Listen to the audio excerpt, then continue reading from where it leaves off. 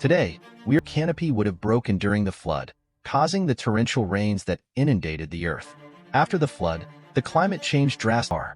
He was the anointed cherub who covered God's throne with his wings. He was the leader of the angels and had his descendants multiplied, and some became known for their achievements. Jabal was the father of those who live in tents and keep livestock. Jubal was the father of all who play the harp and flute. Tubal-Cain was an expert in forging bronze and iron, and Naamah was the only woman mentioned in Cain's lineage. These descendants of Cain illustrate that humanity expanded and diversified, with roles evolving into professions and the first steps of civilization being taken. However, they also show that humanity strayed from God, indulging in idolatry, violence, and immorality. The Bible tells us that Lamech, a descendant of Tubal-Cain, was the first polygamist, having 2 wives, Adah and Zillah.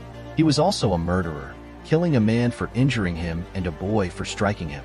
He boasted of his cruelty to his wives, saying, "Hear my voice, wives of Lamech. Listen to my words. I have killed a man for wounding me, a young man for injuring me. If Cain shall be avenged 7-fold, then Lamech 77-fold." Meanwhile, Adam and Eve had another son named Seth, which means substitute, for he came as a replacement for Abel, whom Cain had killed.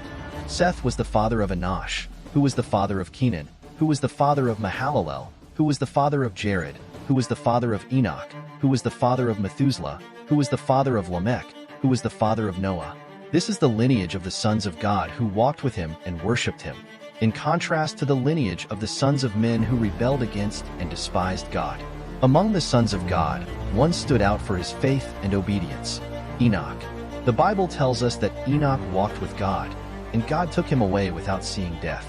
Enoch was the great-grandfather of Noah and lived in a time when most people's lives were recorded only by their birth and the children they begot. However, Enoch left a different legacy, being remembered for his close communion with God. The Bible tells us that Enoch prophesied about God's judgment on the wicked and pleased God with his faith. He was the first man taken by God and is an example of how we should live in this world, seeking God and doing his will. But Enoch was an exception amid a wicked generation. The Bible tells us that before the flood, the world was dominated by greed, wickedness, and betrayal, where families were battlegrounds and neighbors exploited one another. The earth was corrupt in God's sight and filled with violence, and every imagination of the thoughts of the human heart was continually evil. God saw that the wickedness of humanity had increased on the earth, and that all flesh had corrupted its way. He regretted having made man and grieved in his heart. God decided to wipe from the face of the earth the human race he had created, along with animals, reptiles, and birds of the sky. But there was one man who found favor in the eyes of God: Noah. Noah was a righteous and blameless man in his generation, and he walked with God. He had 3 sons, Shem, Ham, and Japheth.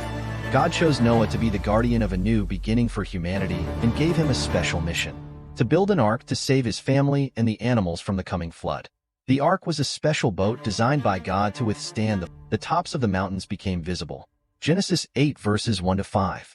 After 40 days of waiting, allowing every living thing to be food for them, except for the blood, which was not to be consumed. God also established that for every human life taken, an accounting would be required, as humans are made in the image of God. To seal this new covenant, God set a rainbow in the clouds as a sign of his promise. This rainbow symbolized the eternal covenant between God and all living creatures, ensuring that never again would a flood destroy the entire earth. Each time the rainbow appeared in the clouds, it would be a reminder of God's faithfulness and his promise never to devastate the earth with water again. Therefore, the rainbow is more than just a natural phenomenon. It is a symbol of hope, renewal, and divine grace. It represents God's commitment to life on earth and his promise of a fresh start for humanity.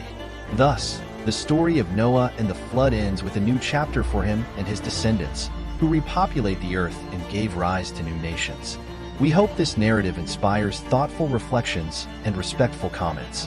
If you enjoyed this content, please subscribe for more videos and share it with your friends and family.